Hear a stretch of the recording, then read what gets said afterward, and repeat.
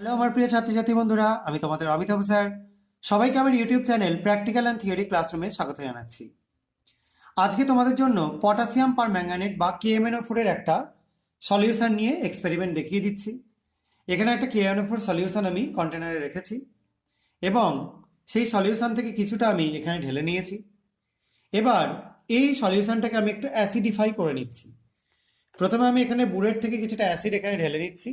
বুলেটের মধ্যে দেওয়া আছে একটু অক্সালিক অ্যাসিড।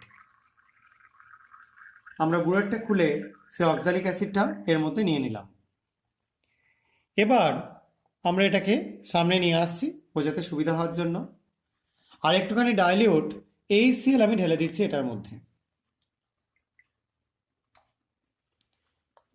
তো দুটো মিলিয়ে একটা সলিউশন করা হয়ে গেল। এবার এই সলিউশনটা একটু সামান্য আমি শেক করে রেখে দিলাম।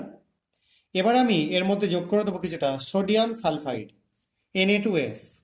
এটা আমি সলিউশন না করে জাস্ট একটা বিড বা একটা টুকরো আমি এর মধ্যে যোগ করছি। আপাতত এখানে বিড পাচ্ছি না, আমি এখানে ফ্লেক্স পাচ্ছি, সেটাই আমি যোগ করে দিচ্ছি।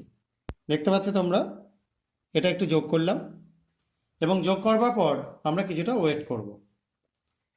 এখানে Na2S যখন অ্যাসিডের সাথে রিয়াকশন করবে সে তৈরি করবে H2S গ্যাস, এবং H2S গ্যাস কি পরিবর্তন করে তোমরা এটা থেকে দেখলেই বুঝতে পারবে। দেখতে পাচ্ছ সলিউশনটার কালার আস্তে আস্তে পুরো চলে যাচ্ছে।